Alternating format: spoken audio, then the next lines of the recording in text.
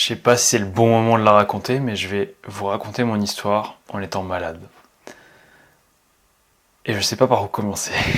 Donc, ce que je me suis régulièrement dit, c'est que les endroits où j'ai habité dans ma vie, ça fait le tour d'une horloge.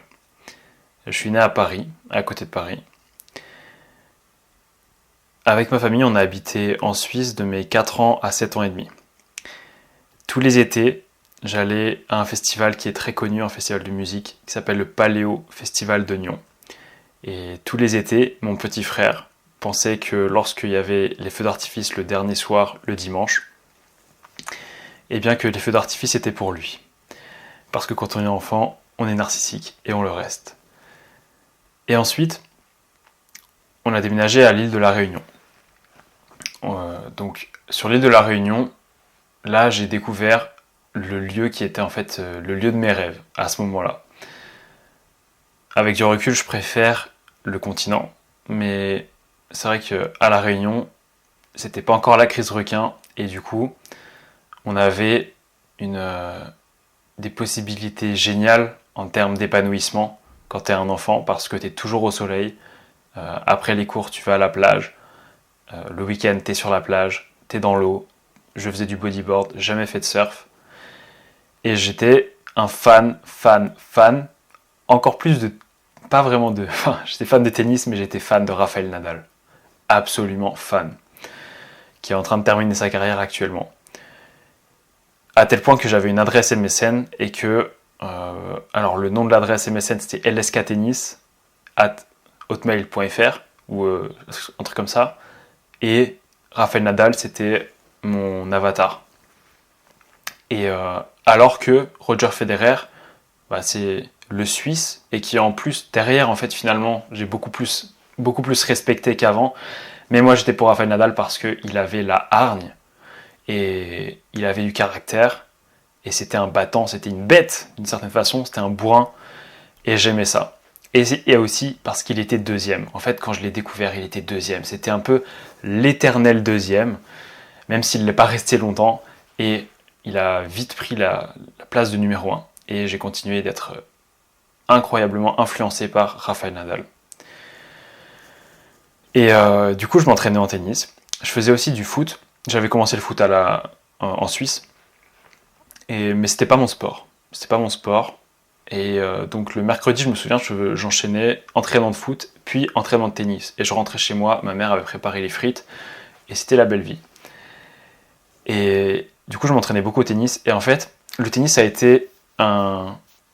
Pourquoi j'ai commencé le tennis? Parce que mon cousin, donc en fait, à La Réunion, il y avait mes cousins qui habitaient, et avec donc mon oncle, ma tante, et les deux sœurs aussi, de mes deux cousins, qui sont jumeaux, faux jumeaux. L'un d'eux est actuellement golfeur professionnel, Benjamin Kedoshim. Eh bien, ce Benjamin Kedoshim, il jouait super bien au tennis. Je pense à Steve Jobs qui dit que, en fait, il faut rechercher des personnes qui sont meilleures que nous. Et moi, quand je m'entraînais au tennis, je détestais m'entraîner avec quelqu'un qui était moins bon que moi, et je préférais largement perdre contre quelqu'un qui était 2 fois meilleur que moi, par exemple. Et parce que contre quelqu'un qui est 2 fois meilleur que moi, je me disais, enfin, je sentais que je progressais, et je sentais que je jouais mieux. Et bien avec mon cousin Benjamin, c'était le cas. Donc il m'a vite appris les règles, et il était super fort. Et du coup, je me suis mis au tennis, un peu comme ça, par hasard. Et donc moi j'étais dans un village, un grand village. Et à un moment, il y a un tournoi interne du club, dont je faisais pas encore partie, ou alors peut-être que je venais de m'inscrire. J'avais pas encore pris de cours à ma connaissance, mais j'y jouais beaucoup. Je jouais beaucoup avec mon cousin Benjamin. Et j'entre donc dans ma catégorie qui devait être j'avais je pense 9 ans. Et j'entre du coup dans cette catégorie-là. Je perds aux phases de poule. Aux phases de poule, en gros, j'ai perdu, mais comment ça se fait que j'ai été qualifié? J'ai été repêché. J'ai été repêché pour finalement avoir une chance de jouer contre le premier de la poule, un truc comme ça. En tout cas, j'avais eu des défaites dans les phases de poule. Et j'avais, quand même finalement du coup passé le truc. Et je joue contre le premier de la poule. Ou le premier d'une autre poule peut-être, ça doit être ça. Et je gagne. Et ensuite, mais non mais c'est vraiment ça. En fait, j'avais vraiment été repêché. J'avais eu une défaite et j'avais été repêché, je sais plus comment. Mais sauf qu'après avoir été repêché, j'ai fait que des victoires, et y compris en finale, et j'ai gagné. Là, j'ai gagné le tournoi interne. Et ça a été un déblocage dans ma tête. Et je me suis dit, je vais être tennisman professionnel. Et je veux m'entraîner beaucoup au tennis. Et j'adorais le tennis. Et du coup, je me suis beaucoup entraîné au tennis. Et je faisais, sans que ce soit un truc non plus très pro, je faisais 2 entraînements par semaine en tennis, plus un entraînement physique par semaine, pareil avec le tennis. Et du coup, c'était 3 entraînements, plus les matchs. Et c'était mon sport. J'adorais. Et à côté de ça aussi, je jouais énormément au tennis de table, mais en mode loisir, en mode ping-pong. J'avais une table chez moi, il y avait une table chez la plupart de mes amis, il y avait une table chez mes cousins, chez Benjamin, il y avait une table. On jouait énormément. Benjamin était meilleur que moi d'ailleurs au tennis de table pendant un moment. Et Benjamin qui est revenu après que je me sois mis... Alors là, fast forward, ok, donc ellipse temporelle de au moins 10 ans. Il revient chez moi, cette fois-ci j'habitais en France métropolitaine. Et j'avais déjà du coup 3 années de club de tennis de table dans les pattes. Et là, mon cousin, je lui ai mis genre 11-2. Et il m'en a reparlé encore l'année dernière quand on s'est vu. Parce qu'il avait l'habitude de me battre. Comme quoi, l'entraînement, et avoir les bons mentors en fait. Parce qu'à ce moment-là, j'étais tombé sur mon mentor Boris. Professeur de tennis de table. Et professeur de bien plus de choses pour moi. Donc, je reviens à la Réunion. La Réunion, tennis, période du coup avec école primaire, les modes Yu-Gi-Oh, etc. J'étais bon à l'école, j'étais stressé par l'école. En fait, quand t'es en Suisse et que t'arrives dans un système français, t'as 1 an de retard, voire plus, voire 2 ans. Parce qu'en fait, tu commences l'école à 5 ans. Moi, j'avais fait un tout petit peu de maternelle à Paris. Et ensuite, j'ai commencé l'école, j'ai commencé l'école suisse, il n'y a pas de problème, mais mon frère a dû attendre avant de commencer son école en Suisse, contrairement à s'il avait fait son école en France. Et du coup, j'arrive dans une classe et j'étais très stressé parce que, donc c'était en CE2, déjà en plein milieu de l'année, en octobre. Ouais, en octobre on arrive. Et j'étais stressé parce qu'en fait, ils apprenaient des trucs que moi j'avais jamais appris, par exemple c'était les tables de multiplication, etc. Et c'est un truc important parce qu'au final, ça a fait de moi de quelqu'un d'assez stressé à l'école primaire. À l'école primaire et même au collège en fait, au début du collège, j'étais stressé par les cours, très stressé. Je faisais mes devoirs, mais je me sentais pas bien en fait. Je me sentais pas bien dès que j'avais des devoirs à faire. Donc en gros, je me sentais jamais vraiment bien. C'est-à-dire que, par exemple, j'allais justement jouer au tennis de table avec mon cousin, mais je savais que j'avais les devoirs à faire et je me sentais mal. Et avec cette pression-là, est venu quand même le résultat, sont venus les résultats, c'est-à-dire qu'en fait, du coup, je travaillais bien. Je travaillais bien, j'étais bon à l'école. Donc j'étais bon en école primaire et au collège. Mais au collège, j'ai commencé à développer en fait un petit côté rebelle. Déjà, en fait, j'avais un peu ce côté rebelle à l'école primaire, je me battais facilement. Et à l'école primaire, on m'appelait point droit d'or. Parce que, en fait, il y avait des mecs qui me faisaient chier, des fois. Un mec qui me faisait chier, et du coup, je lui mettais une patate. Et après, j'avais un bleu ici qui m'empêchait de bouger mon doigt pendant 3 semaines. Je suis sérieux, pendant 3 semaines, je pouvais plus bouger mon doigt. Et le mec, du coup, il avait mal aussi. J'étais une petite teigne, quoi. Et collège, première copine, très mignonne, mais très timide. Et puis au bout d'un moment, ça m'a saoulé. Et on a arrêté. Voilà, je l'ai largué. Et j'ai eu des sortes de relations à distance aussi avec des trucs sur MSN et tout, avec des meufs. Puis au final, ça me saoulait, du coup, pareil, j'ai largué et elle pleurait sur MSN et je me sentais super mal du coup. Et ensuite, mes parents ont divorcé. En fait, ouais, mes parents ont divorcé, euh, j'étais en CM2 6e, donc j'avais 10 ans. Et quand ils ont divorcé, du coup, j'ai commencé à vivre uniquement avec ma mère et mon frère, et un week-end sur deux avec mon père, et la moitié de vacances. Vous connaissez la chanson quand vous avez les parents divorcés. Et puis, bah, je me suis rendu compte à ce moment-là que l'argent n'achetait pas le bonheur. Je m'en suis rendu compte parce que avec ma mère, qui du coup n'avait rien, elle avait un travail le payé le moins possible, et enfin au minimum quoi, et elle élevait nos deux enfants, enfin nos deux enfants, c'est là qu'on voit que je suis malade, et elle élevait ses deux enfants, et sauf qu'on manquait de rien, on manquait pas d'amour, et on manquait de rien même matériellement, alors que matériellement, elle avait rien. Et c'était une prouesse incroyable. Et donc en fait, j'ai eu une enfance chanceuse. D'ailleurs, ma chienne s'appelait Chance. Et donc ma chienne, quand on était... donc ma chienne qui du coup qui est restée chez mon père, qui avait la maison. Maison au bord de la plage. Et d'ailleurs, j'avais un côté très geek. J'ai été très geek de ma 6e à la 3e. Donc je jouais beaucoup sur l'ordinateur. Déjà, en fait, d'abord, je passais beaucoup de temps sur MSN, etc. Et ensuite, je jouais beaucoup à l'ordinateur. Counter-Strike, Flife, trucs comme ça. Et ce qui faisait qu'en fait, j'allais même pas vraiment sur la plage. J'étais pas, comme je vous l'ai dit, du coup, j'étais pas le surfeur. J'allais pas tant que ça sur la plage. J'aimais pas tant que ça le soleil. Je détestais me brûler les pieds sur la plage. Et puis, vraiment, ça m'arrivait très souvent de passer un week-end dans la maison qui était au bord de la plage sans aller sur la plage. Voire plus qu'un week-end, probablement. Donc, c'est pas le mode de vie le plus naturel qui puisse exister, le plus performant qui puisse exister, et le plus heureux qui puisse exister. Je me souviens, je me sentais pas super bien dans ma peau. En fait, je me sentais pas bien dans ma peau. Je me sentais bien quand j'étais au tennis, parce que là, je me sentais à ma place, parce que je suis un compétiteur. Et au tennis, j'adorais la compétition. Dans la vie, j'aime la compétition.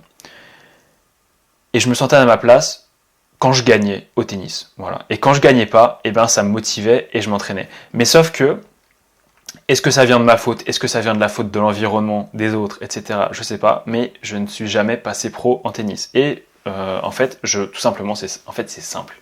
Je m'entraînais pas assez et j'y croyais pas assez. Mais j'y croyais pas assez. Je vais rejeter un minimum la faute sur les autres aussi. Parce que quand tu dis que tu veux être tennisman professionnel quand t'es gamin, eh bien 90% des gens qui te voient, 90% des gens qui t'entendent dire que tu veux être tennisman professionnel, ils vont te dire oui d'accord, mais en vrai qu'est-ce que tu veux faire? C'est quoi ton vrai métier? Il n'y a rien de pire à dire à un enfant, parce que du coup, petit à petit, moi je l'ai cru moi-même que non, j'en étais pas capable.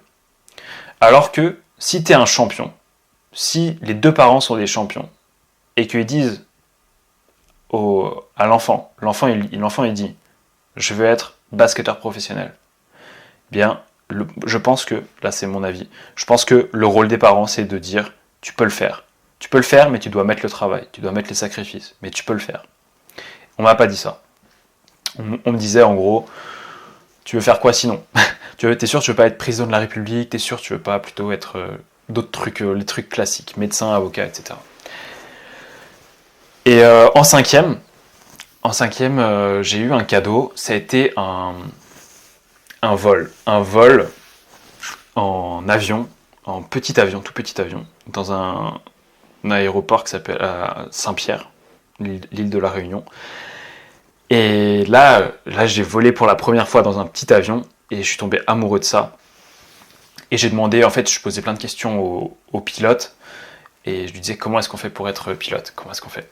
Et puis il m'a dit, ouais, c'est simple, il faut être bon en maths, il faut être bon en physique, puis il faut faire l'ENAC, donc École nationale d'aviation civile à Toulouse. Je dis, ok, tac.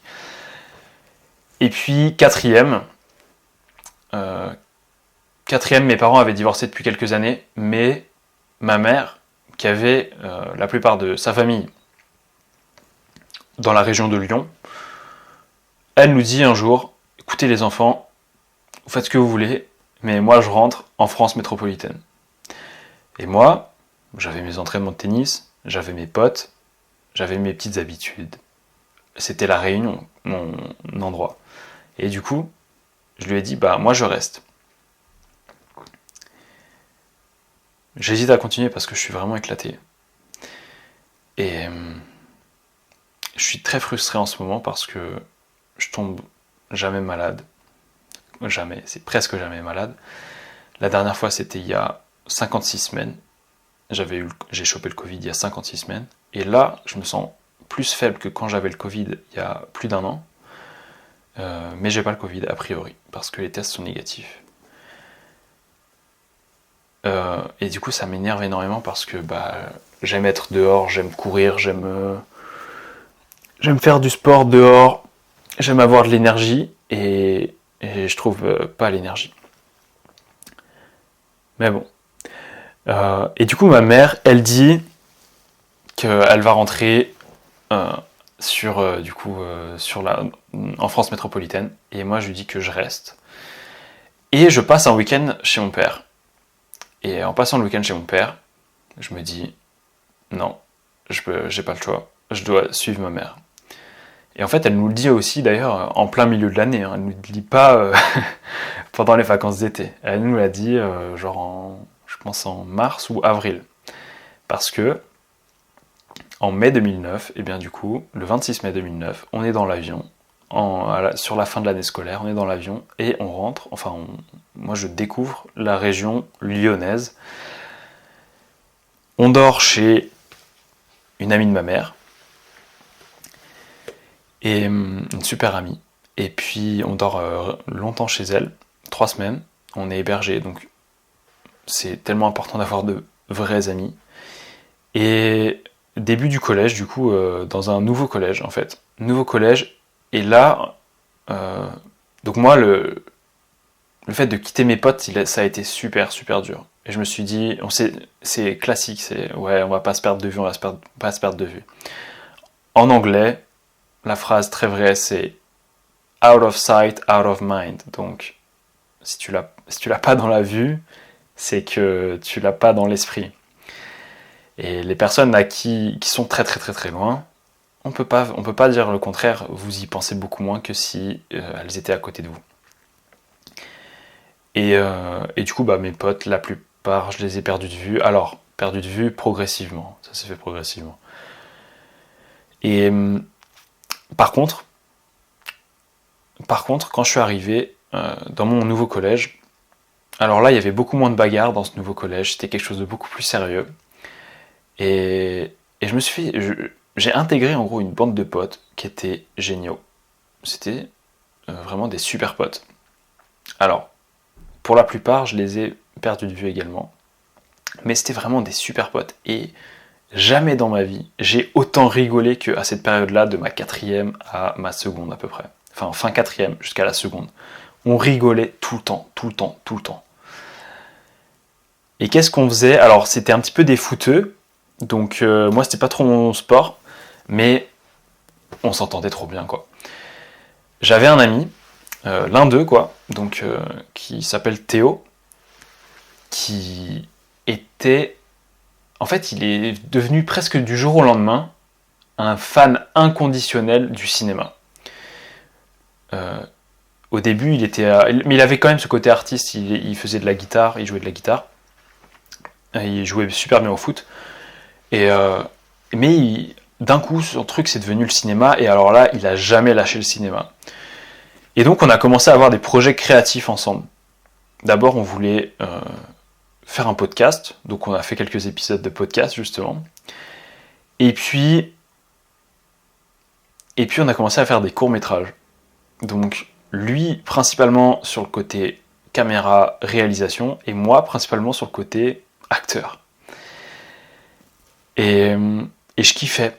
Et je l'aidais aussi. Moi, j'aimais en fait le côté scénario aussi. J'adorais écrire. Et donc voilà, j'ai commencé à écrire des trucs aussi qui sont jamais sortis, lui aussi. Et on a fait des stages ensemble, des stages d'actorat, des stages, lui, de réalisation. Et on a fait un comment ça s'appelle, un festival de court-métrage qui était génial. Du coup, on y était allé en première, quand on était en première, donc c'était à 3, et lui, il avait pris des cours spécifiques pour la réalisation, et puis moi pour l'actorat. Et j'avais kiffé. Et ce avec quoi j'avais du mal dans l'actorat, c'est que globalement, j'étais timide en gros. Mais ça passait bien en fait. Ça passait bien et j'aimais ça. J'aimais ça parce que... je sais pas pourquoi. En fait, il y a quelque chose de très naturel dans le fait d'être un acteur. Je trouve que c'est un métier qui te permet de ressortir, en fait, c'est l'émotion. Voilà, c'est ça. C'est pour ça que j'aime, je pense, ce métier, sans l'être. Mais c'est l'émotion.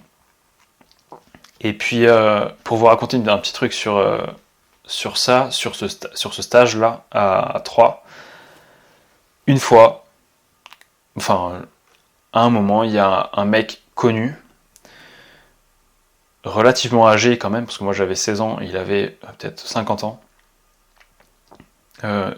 qui jouait, et ça m'a dégoûté, qui jouait de son autorité en fait, en tant que personne connue, qui m'a fait des avances qui m'ont répugné. Et à ce moment-là, du coup, je me suis rendu compte en fait que le monde, quand on sort de ce qu'on connaît, donc vraiment de la famille et des amis proches, il y a des gens qui peuvent être extrêmement bizarres et qu'il faut faire gaffe. Parce que c'est des gens qui peuvent avoir réussi dans la vie, c'est des gens qui peuvent, en gros, se cacher derrière de belles apparences, mais au fond être des personnes mauvaises. Et ça, je l'ai compris à 16 ans, du coup. Après, ça m'a pas traumatisé particulièrement, et j'ai vécu ma vie tranquille. J'ai fait le bac de français à ce moment-là, et en gros, j'aimais pas l'école, j'aimais pas le lycée, j'aimais juste être avec mes potes, et j'aimais le tennis de table. Là, c'était le truc. Moi, quand je suis arrivé en 4ème, donc je reviens en 4ème, quand je suis arrivé en 4ème, j'ai continué le tennis en fait, donc au collège pendant 1 an, dans un autre club. Et là, l'hiver.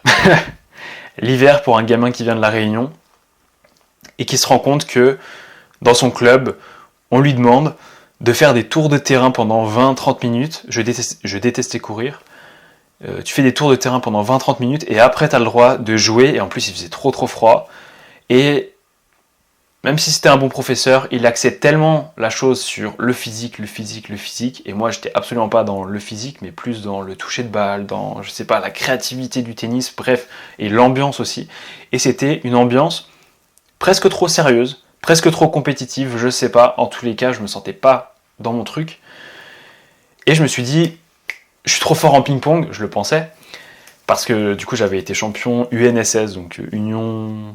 Bref, un truc de l'association sportive scolaire, champion de La Réunion, de l'île de La Réunion, en ping-pong, sans jouer en club en fait, mais en jouant uniquement avec ma table, mais je m'entraînais quand même beaucoup, et avec la table de mon cousin Benjamin, principalement, et de mes potes, mais en particulier celle de Benjamin.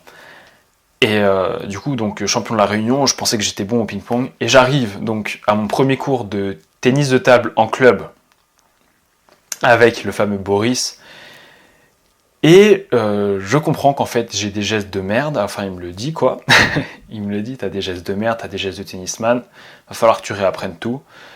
Il capte un petit potentiel, mais il me dit va falloir que tu réapprennes tout.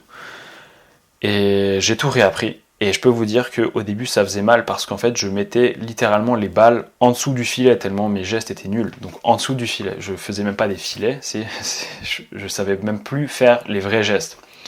Donc j'ai appris d'abord la frappe, et ensuite j'avais pu avoir le droit d'utiliser les effets, top spin, et la poussette.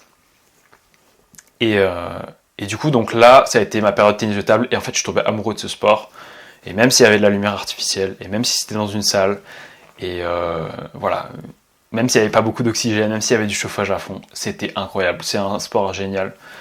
Et donc j'ai fait énormément de tennis de table à partir de ce moment-là, toujours en compétition, et là, ce que j'adorais, en fait ce que j'aime dans ces deux sports que sont le tennis et le tennis de table, c'est que tu le fais face à une personne. Et puis aussi que c'est, mine de rien, presque un sport d'équipe, parce que les rencontres, par exemple au tennis de table, tu gagnes un match, par exemple, et bien tu le gagnes pour l'équipe, pour la rencontre, pour faire monter ton club dans une ligue supérieure, etc. Et du coup, j'ai adoré ça. Je m'entraînais énormément au tennis de table, on a fait des stages, et là, en fait, avec Boris, ça c'est tellement un truc capital dans ma vie. Il m'a appris bien plus de choses que le tennis de table, et il m'a appris en particulier la discipline. Il m'a appris la dureté de l'entraînement. Mais avec, pas comme cette fois-ci avec avec l'entraîneur de tennis, qui lui, en fait, j'ai l'impression qu'il n'y avait pas grand-chose derrière. En Boris, j'ai senti quelqu'un qui me faisait confiance pour que je progresse, et j'ai senti quelqu'un qui vraiment investissait en moi, et qui, du coup, qui avait confiance en mon potentiel. Et donc, je rendais l'appareil en me donnant à fond. Et c'était différent. C'était différent du coup des autres relations professeurs-élèves que j'ai pu avoir auparavant. Là, c'était un truc presque père-fils. Et en fait, l'attention du détail, quoi. Il nous forçait littéralement à faire hyper gaffe à tous les détails. Et par exemple, rien que quand on devait ramasser une balle, on n'avait pas le droit de la ramasser comme on voulait, on devait fléchir les jambes. Tous les détails comptaient, de comment on fléchit la jambe, de comment est-ce qu'on faisait le geste. Et le résultat, il venait. C'était incroyable. Et c'est ça que j'ai compris en fait. C'est ça qui s'est mis en place dans ma tête. C'est, ok, en fait, quand tu mets un input de qualité, l'output, il est aussi de qualité. Et tu peux pas t'attendre à avoir un output de qualité si tu t'entraînes pas assez, si tu t'entraînes pas assez intelligemment, et si tu n'écoutes pas les bonnes personnes. Et donc là, certes, Boris, c'est quelqu'un de bizarre, c'est quelqu'un de... comment dire, voilà, les gens peuvent littéralement prendre peur quand ils le voient parce qu'il a des lunettes avec des fils électriques. Enfin, il avait des lunettes avec des fils électriques autour. Tu prends peur. Mais moi, j'ai pas pris peur, et ceux qui ne prenaient pas peur, je peux vous dire que ils accrochaient, ils adhéraient à fond et ils progressaient. Et on avait un bon niveau. On avait un bon niveau en tennis de table et le club avait un bon niveau également en échecs. Et donc là, ça a été ma période ping, j'ai adoré. Au lycée également, du coup. Et puis, c'était mon sport. Je courais pas. Voilà, je faisais EPS normal. Je passe le bac. J'étais bon à l'école. J'ai eu mention très bien. Et puis, donc en scientifique, évidemment. Et j'ai choisi la médecine et pas pilote de ligne. Pourquoi ? Parce que je me suis rendu compte que c'était bouché. Littéralement, c'était le cas en fait. Je m'étais énormément renseigné pourtant sur l'ENAC et tout, et depuis le collège, enfin pendant le collège, je passais des après-midi à regarder comment est-ce qu'on rentre à l'ENAC et tout. Et donc j'avais eu l'information comme quoi Air France déjà ne recrutait pas depuis 2007. Je dis là, ok. Ensuite, au lycée, je me rends compte que j'aime pas tant que ça les matières ingénieurs, les matières maths, physique, chimie, tout ça. C'était pas... Je pouvais être bon, je pouvais être un peu moins bon, ça dépendait. Mais c'était pas vraiment mes matières favorites, et surtout c'était pas les matières desquelles je voulais faire mon métier. Je voulais pas être ingénieur. Or, un pilote de ligne, il est ingénieur. Un pilote de ligne, il faut qu'il sache calculer les trajectoires, il faut qu'il sache tout ça. C'est un ingénieur.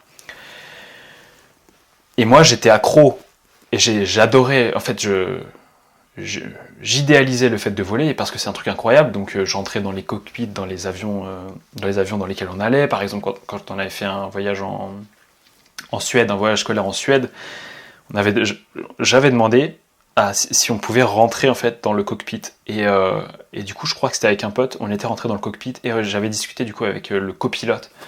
Et c'est vrai que c'est un truc de fou quand même. C'est un métier de fou. Mais du coup, voilà. Quand tu es pilote, il faut savoir aussi que tu dois t'endetter, en gros, tu t'endettes pour pouvoir faire des heures de vol. Et qu'ensuite, une fois que tu as fait tes heures de vol, eh bien, là, tu peux commencer à éventuellement être recruté et commencer du coup à faire des sous et rembourser, rembourser ton prêt. Donc tu peux en avoir pour 50 000 euros, voire plus, voire moins, je connais plus exactement les chiffres. Mais c'est un truc comme ça, où en plus de payer le fait que voilà, tu fais tes études, tu fais tes heures, tu payes tes heures et tu t'endettes pour faire tes heures, tu t'endettes pour t'entraîner. Et je me disais, ouais, ok, il y a 2% de chances que je sois pris à l'ENAC. Certes, dream big, ok, mais 2% c'est pas beaucoup. Et dans les 98 autres pourcents des cas de chance, bah t'es ingénieur. Et je voulais pas être ingénieur. Donc, je me suis dit, qu'est-ce que j'aime d'autre? Et je savais pas trop ce que j'aimais d'autre. Alors j'aime la science. En vrai, j'étais en S, en scientifique, mais c'était... Bon, j'allais dire, est-ce que j'aurais pu être en L? J'ai un côté L, je pense que S, c'était la filière qui me correspondait le plus. Maintenant, le droit, ça m'allait pas trop. Et en fait, la médecine, j'ai hésité avec la médecine par rapport à un autre truc. J'hésitais j'hésitais entre deux trucs. Commerce international ou médecine. Et pourquoi? L'international. En fait, c'est pour l'international, pour voyager, la liberté, rencontrer, découvrir. Et ça, c'est commerce international. Bon, il y a d'autres trucs, hein, mais en gros, c'est l'international. C'est pas la médecine. Quand tu es en médecine, tu fais pas ça. Et surtout quand tu es en études de médecine. En études de médecine, c'est science pure dure. Pas d'anglais. L'anglais, c'est vite fait un petit stage d'anglais quand tu rentres en deuxième année de médecine, et la lecture critique d'articles en sixième année de médecine. Tu fais pas d'anglais. Tu peux faire des stages après au Canada, où tu veux. Mais qu'on se le dise, et je sais qu'il y aura peut-être, si je sors cette vidéo, un commentaire ou deux qui va me dire oui, c'est pas vrai, quand t'es en médecine, tu peux très bien t'ouvrir à l'international, c'est que toi t'avais pas envie. Écoute, il y a des systèmes dans lesquels tu es beaucoup plus ouvert à l'international qu'en médecine. En médecine, le système, il est, quand tu es en France ou quand tu es en Suisse, tu es ancré dans le pays dans lequel tu es, tu es ancré avec la culture dans laquelle tu es autour de personnes qui, de base, veulent faire un truc, en général, pur et dur, de la science, qui veulent pas forcément, justement, aller faire le tour du monde, même si tu peux facilement quand même rencontrer parmi les médecins et étudiants en médecine, parce qu'après, ils en ont eu tellement marre de s'enfermer qu'ils veulent voir le monde. Mais ça, c'est un autre truc. Mais bref, le côté officiel médecine, t'es pas ouvert à l'international. Et du coup, ça me plaisait pas. Je me disais, bon, ça te plaît pas, mais peut-être la médecine, peut-être le commerce international, je sais pas. Je demande à mon père, qui est quand même, bon, même s'il a ses défauts, il peut être de bons conseils. Même si ça prend du temps d'écouter ses conseils. Et il me dit, en fait, il me fait comprendre qu'en gros, quand t'es médecin, bah t'es libre. Parce que quand t'es médecin, t'as ton cabinet et t'es libre. Voilà, t'es libre, t'es utile, tu soignes les gens, t'auras toujours du travail. Et en gros, c'est ce qu'il me dit. Et c'est ce que je pense que tous les parents disent aux enfants qui veulent être médecins. Et c'est pour ça que les parents, dans leur esprit, médecin, c'est une profession incroyablement privilégiée. Ou je sais pas, en gros, on a réussi notre vie quand on est médecin. Et là, je suis pas en train de dire que tous les médecins ont raté leur vie. Ne prenez pas tout ce que je dis au blanc-noir, mais je vais dire ça, il y a des médecins qui se sentent inaccomplis tous les jours. Voilà. Et j'en ai fait partie, il y en a d'autres. Et encore une fois, c'est pas une vérité générale, je vous donne un ressenti, je vous donne mon histoire. Fuck les haineux. Et je suis allé en médecine du coup. Je suis allé en médecine en me disant, je vais être médecin du sport, j'aime le sport, je vais faire médecine comme ça, et j'aurai mon cabinet. Et à ce moment-là, j'étais pas encore dingue de montagne, mais je me voyais bien médecin du sport. Et je me disais, de toute façon, c'est encore super large aussi, c'est ça le truc. Je me disais, c'est super large la médecine, donc je trouverai forcément chaussures à mon pied, a posteriori. Et c'est vrai, on peut y aller comme ça en médecine. Je suis éclaté. Une seconde. Et j'entre en première année de médecine. La PACES, la P1, en France, donc à Lyon. Là, je quitte le cocon familial, j'ai mon premier studio dans Lyon, dans le deuxième. Et jusque-là, je vous ai pas parlé justement de problèmes de peau, parce que j'avais une peau de bébé. J'avais une peau de bébé, j'étais BG, et puis voilà, j'avais pas de soucis d'acné, de peau. Et j'entre en première année de médecine, et là, amphithéâtre, toute la journée, enfin amphithéâtre le matin, et donc métro d'abord pour aller à l'amphithéâtre. Ensuite, amphithéâtre le matin. Ensuite, donc une petite pause de 5-10 minutes, 15 minutes max, à 10h, dehors, en dehors de l'amphithéâtre. On re-rentre. On bosse comme des acharnés. Vous connaissez tous à peu près. J'ai pas envie de décrire la première année de médecine. Ensuite, tu fais la course pour aller manger au micro-ondes. Ensuite, tu bosses de 13h. Enfin voilà, tu essaies de crapiller chaque minute. Et chaque minute que tu vas prendre aux toilettes, à faire une sieste, à quoi que ce soit, c'est un investissement que tu te dis, ok, faut faire un deal avec ta conscience pour le faire. Donc tu commences déjà à te torturer là-dessus, à un jeune âge quand même. Mais là, à ce moment-là, j'avais 17 ans. Mais sur les 17 années précédentes, j'aurais pu apprendre 1000 fois plus de trucs si j'avais eu un système scolaire correct. J'aurais pu être bien meilleur. Mais bon, voilà, j'arrive à 17 ans, naïf, ingénu. Et je me dis, et je rechigne un peu contre ce système-là, de ok, c'est cruel et tout, mais je me dis, ça sera bien après. Ça sera bien après. Parce que c'est ce qu'on te dit. On te dit, tu peux pas être tennisman, tu peux être médecin, va en médecine. Aussi, je me disais, comme j'hésitais en fait avec la médecine, j'avais peur, voilà. J'avais peur d'entrer en première année de médecine parce que je me disais, purée, mais il y a 8-9% de chance, de passer en deuxième année, etc. Et donc, j'ai hésité, puis en fait, là je veux dire ça parce que ça peut peut-être aider des gens à prendre une décision. Je me suis dit, je regretterais toute ma vie de ne pas l'avoir tenté parce que j'aurais eu peur de la première année, de ce fameux concours. Donc il faut que j'y aille. Voilà. Et puis il y a aussi le deuxième truc que je m'étais dit, c'est de toute façon la compétition elle sera toujours là. Je me suis dit en fait, de toute façon même si tu vas en droit ou je sais pas ou en commerce, tu auras toujours la compétition. Et il y a une semaine, j'ai repensé d'ailleurs au père d'un de mes potes justement du collège, qui avait dit une fois un truc, mais une leçon très très simple, et que j'avais jamais entendu de la part de mes parents, que j'avais jamais entendu de la part de quelqu'un d'autre. Mais en fait la leçon elle est simple, c'est peu importe le métier que tu fasses, si t'es bon, t'auras des sous. Si t'es bon, tu réussis. Si t'es bon, t'as des clients. Si t'es bon, t'as des patients. Bon, quand t'es médecin, c'est ça le mismatch d'ailleurs. Quand t'es médecin, dans tous les cas, t'as des patients. Mais bref. En général, voilà. Si t'es bon, t'as des résultats. Mais en fait, c'est bête, hein. Mais quand t'as un parent qui te dit ça, ça façonne un peu ton esprit, ta façon de penser. Et moi, c'est pas forcément le discours que j'entendais à la maison, hein. Ce que je pouvais entendre de mes parents, c'était plus si tu travailles bien à l'école, tu réussis ta vie. Et sinon, en fait, j'entendais pas vraiment de leçons là-dessus. C'était plus sur des histoires personnelles de mon père ou de ma mère. Ou voilà, des accomplissements qu'ils ont faits. Mais pas des trucs simples et vrais, comme ça, qui façonnent l'esprit. Mais bon, donc, je me suis dit, allez Loïs, tu rentres en médecine, tac, première année. Et du coup, là, j'entre en première année avec 2 potes de lycée. Et l'un d'eux voulait faire kiné, et l'un d'eux voulait faire médecine. Et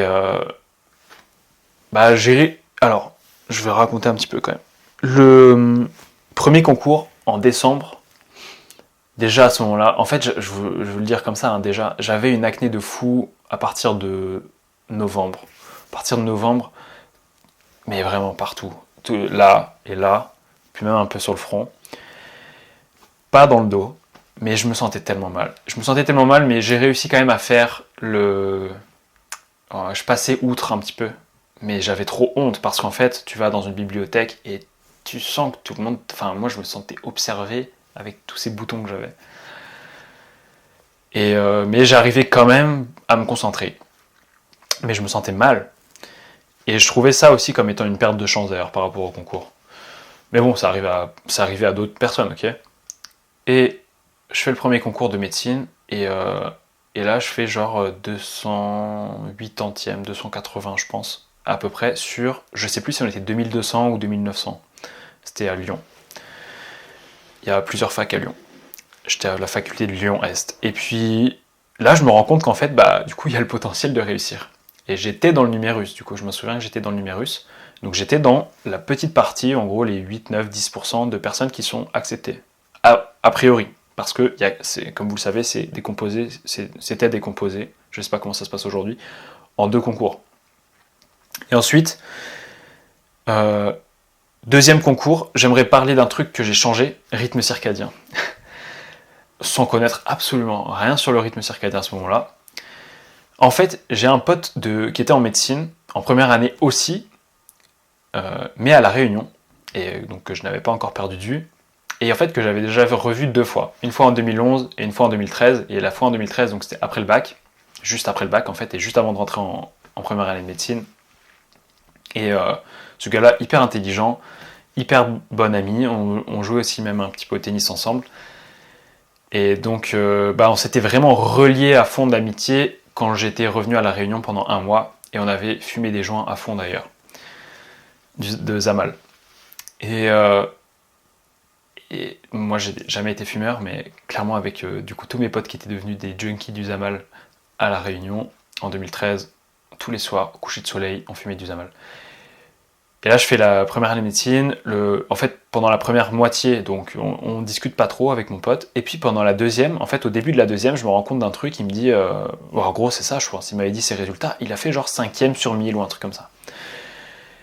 Et puis, et il me dit qu'en fait, lui, il se levait à 5h du mat, voire même plus tôt, et il bossait avant d'aller en cours. Et là, je me suis dit, du jour au lendemain, je me suis dit, je vais tenter le truc. Je vais tenter le truc. Et je l'ai tenté. Et ça valait grave le coup. Je me suis dit, ok, je tente. Et donc, ça impliquait le fait que quand tu es dans ta prépa privée ou ta bibliothèque, à 18h par exemple, tu vas sortir, tu vas partir, tu fais tes affaires, et tout le monde te regarde bizarrement, ils se disent, en gros, il se prend pour qui ce mec? Sauf que, moi je bossais le matin pendant qu'eux ils dormaient. Et en fait, c'est vrai qu'il y avait un état de focus abusé, donc, en fait, pic de cortisol, pas de sollicitation externe, pas de sollicitation digitale, j'avais rien, j'avais mon studio, mon ordi vite fait, juste pour apprendre. Enfin voilà, vous savez comment ça se passe pour les études de médecine, t'as pas de vie. Malgré tout, une chose très importante, j'ai eu des très bonnes leçons aussi. En fait, cette première année de médecine m'a forgé, et même de façon générale, les années de médecine. Et comme toute épreuve plus ou moins longue qu'on puisse vivre dans une vie, ça forge des personnes, ça forge du mental. Et donc, je ne veux pas parler que de la médecine. Vous, dans votre vie, toutes les épreuves, c'est une putain de chance. Et là, actuellement, je suis ultra frustré d'être malade à l'un des pires moments où ça puisse arriver. Mais c'est comme ça. Et l'un des trucs que j'ai appris vraiment avec, et ça, je me souviens, j'en ai déjà parlé, mais donc je l'ai appris en prépa privée avec l'un des pères jésuites qui nous disait qu'il fallait connaître ses forces et connaître ses faiblesses. Et il nous disait ça alors qu'on était tous debout 1 minute avant de commencer ces concours blancs. Et un concours blanc, c'est la guerre, hein. C'est la guerre, c'est la compétition. Et tu comprends ça en fait. Quand tu comprends ces leçons relativement jeunes, à 17-18 ans, mais en vrai on pourrait les comprendre encore plus jeunes, tu pars bien. Tu pars bien. Et alors que les parents qui protègent leurs enfants de la compétition tout le temps, en leur disant t'es le meilleur, t'inquiète, t'es le meilleur, même si tu travailles pas, t'es le meilleur quand même et tout. C'est la pire chose qu'on puisse faire à un enfant dans notre société. Et du coup, eh bien, je commence à bosser le matin et à faire donc les cours ensuite, à aller à l'amphithéâtre. Pause de midi, je retravaille encore et puis je m'arrête à 17-18h et je dors. Et je dormais bien et je me suis rendu compte qu'en fait, ton rythme circadien, il s'habitue, que tout ça c'est modulable en fait, que t'es pas obligé de prendre le même petit déjeuner que quand t'as 12 ans, quoi. Tout ça, en fait, tu peux commencer à moduler ta vie. Et je pense que à ce moment-là, j'ai commencé à comprendre un petit peu le développement personnel, sans le savoir. Aussi à ce moment-là, première année de médecine, j'avais arrêté le tennis de table, à mon grand regret. Et je me souviens même qu'avec mes potes de tennis de table, on disait « Ah, ça me manque le feeling de toucher la balle ». Et par contre, le dimanche, et là pareil, une leçon que je tenais des pères jésuites qui nous disaient « Le dimanche, vous bossez pas ». Et ça, c'est particulier en médecine, c'est particulier en première année de médecine parce que, première année de médecine, en gros, beaucoup de monde travaille de 7h à 21h, de 8h à 23h, 7 sur 7. Et maintenant, j'ai une approche un peu différente. Je dirais que bosser tous les jours, c'est bien. Mais il faut dans tous les cas garder des moments pour soi et pour l'amour, pour être auprès des autres, pour être auprès des personnes qui comptent pour nous et pour qui on compte. Et puis, du coup, le dimanche, je bossais pas.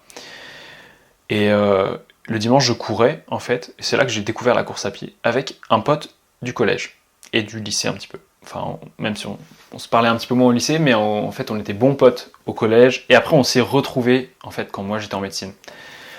Et lui, il est en économie, voilà, profil économique. Et du coup, on court ensemble. Il m'apprend un peu la course à pied. Et là, je cours, en fait, en nature, dans un endroit pas loin de chez moi, en fait, de là où j'habitais quand j'étais au collège. C'est-à-dire que je découvre les alentours de chez moi que je n'avais jamais découvert parce que j'étais toujours à la salle de tennis de table ou en train de jouer sur l'ordinateur. Et là, je me dis, waouh, quelle chance en fait j'avais d'habiter là et j'aurais pu courir dans ces endroits-là, mais je ne l'ai jamais fait. Mais bon, du coup, je me sentais bien. Le dimanche, je courais, je me sentais bien. Je passe le deuxième concours de médecine et je réussis. Je crois l'avoir déjà raconté une fois, mais un truc pareil qui sort. En fait, un autre truc où je me suis prouvé ma propre valeur et où j'ai compris que tout se passe dans la tête. C'est lorsque je rate royalement l'épreuve qui a le deuxième plus gros coefficient de toute l'année. C'est-à-dire coef 16. Il y avait l'USP qui a un coef 20, mais il y a la SSH, Sciences, Société, Humanité, Sciences sociales humaines. C'est de la philo appliquée à la médecine. Comment bien soigner un patient, qu'est-ce que la souffrance. Et c'est la seule en dissertation. C'est la seule matière qui se fait en dissertation. Et cette fois-ci, c'est pas un truc où tu fais comme une machine, où t'es pas jugé comme une machine à cocher des QCM. Et là, je fais ces trucs-là et beaucoup trop lentement. Je prends mon temps, je veux faire le truc parfait, je fais une introduction parfaite. Je vous jure, c'est la meilleure introduction que j'ai faite dans toutes mes dissertations de toute ma vie. Je fais un brouillon nickel et tout. Et puis en fait, je me rends compte que, je sais plus si on avait 3 ou 4 heures, mais qu'il me reste genre 1 heure pour faire les 2 tiers du truc.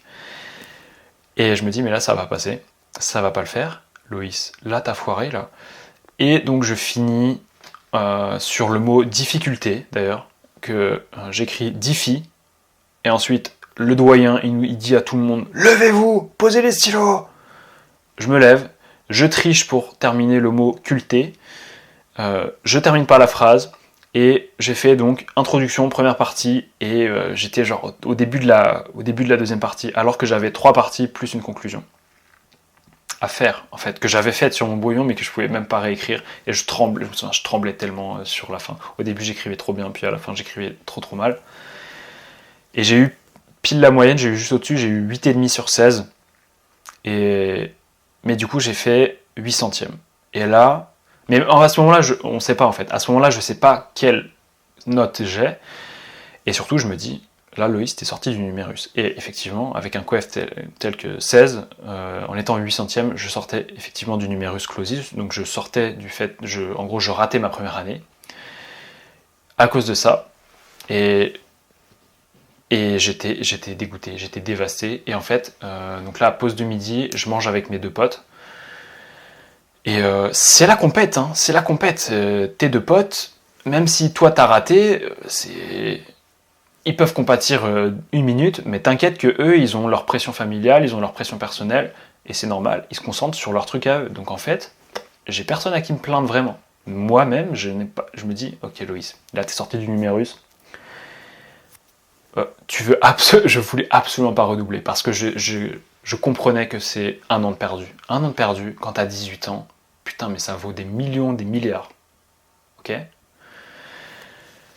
Et donc, je me suis dit, non, je peux pas redoubler, je veux pas redoubler. Et du coup, j'ai redoublé d'efforts. J'ai redoublé d'efforts pour me dire, pour faire en sorte que je fasse zéro faute sur les QCM d'après, sur les QCM qui allaient venir, et même sur des petits coefs. C'est-à-dire que je grattais centimètre par centimètre. Je grattais QCM par QCM en me disant, là, c'est un sujet que tu connais, eh bien, t'as pas le choix que d'avoir 5 sur 5. C'est-à-dire que t'as pas le choix, t'as pas le droit de faire une seule faute d'inadvertance. En gros, c'était du perfectionnisme à l'extrême sur cette journée-là, donc l'après-midi même où j'ai repris mes esprits, et le lendemain, parce que il y avait encore le lendemain.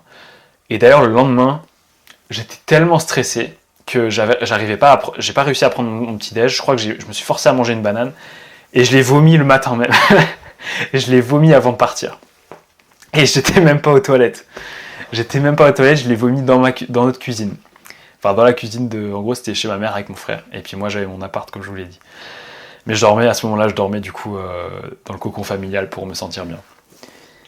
Et ça, on en rigole encore. Et du coup, mais la leçon que je retiens de ce truc, c'est que j'ai pas lâché. Je me suis bataillé sur chaque détail. C'est ça la leçon que je retiens, c'est que chaque détail comptait. Et là où les autres faisaient une petite faute d'inadvertance, alors qu'ils connaissaient tout aussi bien leur cours que moi, sur tel truc, par exemple anatomie, coef 8, et bien là, paf, je pense que je tombais pas dans le piège. Bon, j'ai pas fait des 20 sur 20, mais j'ai fait des super résultats sur des choses qui avant, en fait, même au concours blanc, je pouvais par exemple être bon, être dans le numérus, mais pas dans les 2 premiers pourcents, 5 premiers pourcents. Eh bien, ça a été le cas pour certaines matières qui comptaient très peu en coef, mais ça comptait quand même. Et tu les ajoutes, ces matières qui comptent peu de coef, bon, au final, ça a pallié au fait que, ça a compensé le fait que j'ai raté la SSH. Je vais vous raconter aussi, dans l'intervalle, donc après le concours, il y a un mois où tu attends les résultats. Et ce mois, donc c'est le mois de mai-juin, le concours c'était 14-15 mai 2014. Et puis, et là, donc c'est la libération. Là j'ai fait du binge-watching de Game of Thrones. Et j'ai repris un peu le tennis de table. Mais à un moment, je fais un cauchemar. En fait, ce cauchemar, c'est quoi? Le pire cauchemar de ma vie, c'est d'avoir rêvé que j'avais réussi médecine et de me réveiller ensuite. Voilà le pire cauchemar de ma vie. Je me réveille en me disant, putain, c'était un rêve, j'ai pas réussi. Donc j'ai toujours foiré la SSH. Donc, je suis toujours pas accepté. Et en vrai, je pensais pas que j'allais réussir. À cause de la SSH, je pensais pas. Et finalement, finalement je l'ai. D'ailleurs, j'ai amélioré mon classement. Et je passe en deuxième année. Et là, là tu te dis, ok, ta vie va être parfaite. Tu vas être médecin. C'est ce que tout le monde pense quand tu réussis la première année. C'est loin d'être le cas. Et surtout, j'avais toujours cette acné de dingue en fait. Alors il y avait eu peut-être une petite accalmie pendant l'été, d'ailleurs parce que justement je passais beaucoup de temps dehors. À ce moment-là, je commençais à courir un petit peu d'ailleurs, à courir plus tout seul. J'allais à l'entraînement de tennis de table en courant. Et puis, du coup, je me sentais mieux en fait. Franchement, je me sentais mieux, je me sentais plus beau.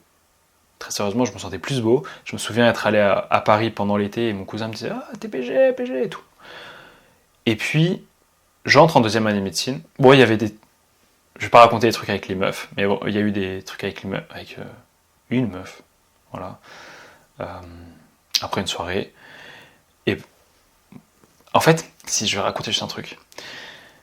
Le fait de rencontrer cette meuf-là m'a fait rencontrer un mec qu'elle avait friendzoné, et ce mec qu'elle avait friendzoné, c'est devenu l'un de mes meilleurs potes.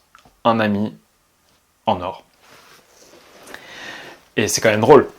Parce que du coup, j'aurais pas rencontré cette meuf, et bien j'aurais pas rencontré ce mec.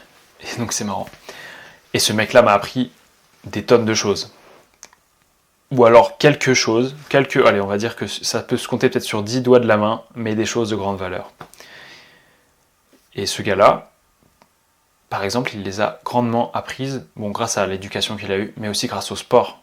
Lui, il faisait les championnats. Pendant que moi j'étais au tennis de table, lui, il faisait les championnats de France de triathlon. Et donc, en fait, j'ai compris certains trucs. J'ai compris qu'est-ce que demandait le haut niveau, d'une certaine façon.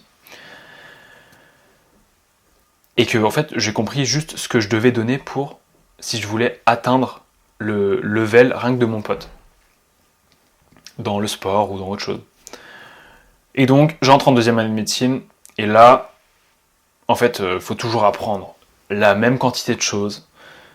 C'est toujours la même compétition. Alors, encore pire, cette fois-ci, c'est soirée médecine en plus. Donc, en gros, tu passes tes week-ends à vomir, tu passes tes jeudis soirs à vomir, et puis, c'était nul.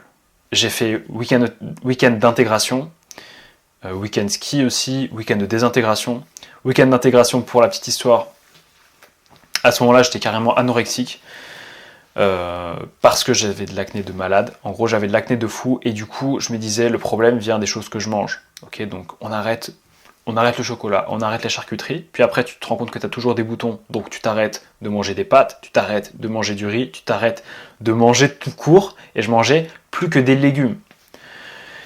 Je mangeais littéralement plus que des légumes, j'allais faire mon marché, je mangeais les carottes, les courgettes, voilà, quelques trucs quoi, mais juste des légumes, je sais pas si vous vous rendez compte, c'est-à-dire que j'ai passé des mois avec théoriquement zéro calorie, vous voyez ce que je veux dire, pas zéro calorie, mais en gros zéro calorie, et je me pesais pas, mais je pense que j'ai pesé facile dans les 52-53 kilos, en mesurant 1m75, et en plus de ça, je courais. Parce qu'en plus de ça, j'ai commencé à avoir l'objectif de m'entraîner pour ma première course. Ouais, ma première course, c'était un 21 km. Je crois pas que j'ai pas fait 10 km. En gros, c'est ça. Ma première course, c'est Running Lyon 2014, 21 km. Avec l'objectif, et donc c'était ma plus grande distance, et je faisais que des entraînements max de 10 km, et je me disais 21 km c'est impossible et tout, mais si, vas-y, ça sera possible, et bien sûr je les ai réussi, et bon, j'avais fait 1h42 je crois, et les photos, elles sont affligeantes, j'étais un squelette, et j'avais toujours de l'acné, en plus je mangeais des carottes et tout, mais j'avais toujours de l'acné. Et je testais les trucs avec justement de la lumière bleue qui se passe, en gros des LED pour justement avoir moins de boutons. Ça marchait pas. Je mettais du dentifrice, ça marchait pas. J'ai tout testé. Je passais des journées entières sur Google pour trouver les solutions contre l'acné. Des journées. Je sortais pas de chez moi. Et pourquoi j'avais de l'acné d'ailleurs? J'en ai déjà parlé dans d'autres vidéos, mais pourquoi j'avais de l'acné? À cause d'un mauvais ratio, ok? Bon, certes, je bougeais pas, certes, j'avais pas d'oxygène, donc ça a empiré les choses. Mais le premier gros ratio auquel je pense, c'est que j'avais pas de lumière naturelle pendant la journée, et j'avais de la lumière artificielle après le coucher du soleil. Alors, heureusement, j'étais pas du genre à scroller comme un dingue parce que j'étais en première année de médecine, donc t'as pas trop de temps.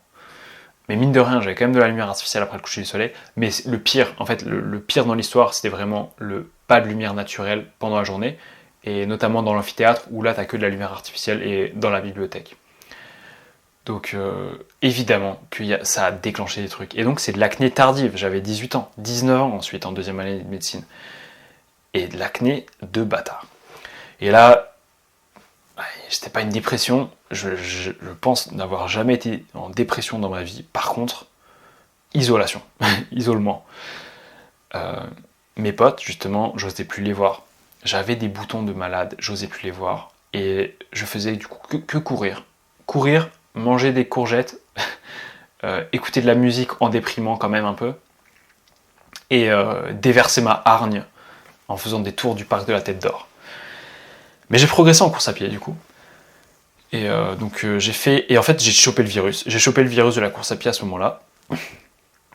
Mais mes potes par contre, eux ils étaient fans de muscu. Mon pote qui faisait le championnat de France justement de triathlon, bon, il s'est pas entraîné pendant un an entièrement, il s'est pas entraîné du tout, il a pas levé ses fesses de ses chaises de la première année de médecine en gros. Et pendant que moi je faisais le 21 km, lui il faisait le 10 km, il a fait en 38 minutes et il trouvait que c'était un temps horrible. Et ça me faisait rire, en fait, je me disais, enfin ça m'a impressionné. Et du coup, c'est ça que j'ai appris avec lui aussi, c'est que quand on courait ensemble, j'ai direct capté la différence de niveau incroyable, parce que encore une fois, comme avec le tennis de table, je pensais être bon du coup en course à pied, parce que je m'entraînais comme un fou. Je courais à 12, voire 13 à l'heure. Et là, je le vois en montée, et puis il me met à chaque mètre, il me met facile 30 cm, chaque mètre de montée. Et donc là, j'ai compris l'importance de l'entraînement. Et je sais pas pourquoi, j'ai voulu boucher le trou. J'ai voulu combler ce truc-là dans le sens où j'ai voulu le rattraper, quoi. Donc là, il y avait une compète qui s'installait. Compète qui gagnait tout le temps, quasiment tout le temps. Sauf après quand, justement, nous, on progresse. Donc, quand on met... Et c'est ça que j'ai compris. C'est que quand tu mets le travail, même si tu as zéro talent, tu peux battre des mecs talentueux. Quand tu as zéro talent, mais que tu t'acharnes avec intensité et régularité, les résultats y viennent. Si les résultats ne peuvent pas ne pas venir. C'est ça la loi. La loi, c'est tu donnes de l'énergie à fond, les résultats, ils ne peuvent pas ne pas venir. Il faut que cette énergie, elle soit dépensée dans la bonne chose quand même. Mais une fois que tu sais courir, donc tant que tu vas courir, c'est bon. Et après d'ailleurs, pour parler de course à pied rapidement, il y a eu un moment où j'ai commencé à changer ma technique de course à pied et j'ai gagné instantanément 2 km/h. Je suis passé en gros de moyen plus à très bon. Je suis passé de quelqu'un qui s'entraînait énormément, mais qui faisait pas forcément des résultats, à je change ma technique de course, j'ai des courbatures de malade dans les mollets pendant 3 jours, vraiment de malade, à ne pas pouvoir marcher. Mais sauf que derrière, tu changes tellement ta moyenne de course. Mais bon, voilà, donc deuxième année, ça se passe comme ça. Du coup, je fais un peu de muscu avec eux. Et puis, je m'enferme dans une salle de sport. Et puis, je commence à faire énormément de vélo elliptique, énormément de rameurs, 2 entraînements par jour. 2 entraînements par jour. J'allais pas en cours de deuxième et troisième année. Donc, j'allais pas en cours. 2 à 3 entraînements. Je déprimais de fou pendant les périodes d'examen parce que je les bossais pas. Et même, en fait, quand je commençais à les bosser 10 jours avant, je voyais la masse de choses qu'il y avait à apprendre. Et du coup, j'apprenais ces premières feuilles-là. Et en fait, j'abandonnais. Et c'est pour ça que je déprimais. C'est parce que j'abandonnais alors qu'il restait 6 jours, par exemple. Et je me disais, mais jamais j'aurai le temps de faire tout ça. Du coup, j'abandonnais. Et je sais pas par quel miracle, des fois, je passais avec pile la moyenne. Des fois, je passais avec une bonne moyenne parce qu'en fait, c'est ça le truc, c'est que t'as quand même les bases hyper solides de la première année de médecine, dont tu te souviens quand même beaucoup, tellement ça t'a traumatisé presque. Donc tu te sers des détails que tu as appris en première année de médecine pour pouvoir juger si un QCM est vrai ou faux en deuxième, troisième, quatrième année, cinquième année. Et ça m'a servi un petit peu comme ça. Bon, après, mine de rien, je bossais quand même un minimum des fois, mais très franchement, c'était très dilettant. Et troisième année, mais là, j'étais un dingue de sport, quoi. Donc beaucoup de salles de sport. Impossible de faire des tractions. Au bout d'un an de muscu, j'étais musclé, même un petit peu gras d'ailleurs, parce que je commençais à remanger. Mais enfin, j'ai alterné avec des périodes. C'est ça qui était nul. C'est ça qui est nul avec la salle de sport. C'est qu'en fait, tu fais que alterner avec des périodes de genre de bulk. Ton comportement alimentaire, il est pas bien. Parce que t'es pas dehors. Et parce que en plus, parce que t'es à la lumière artificielle.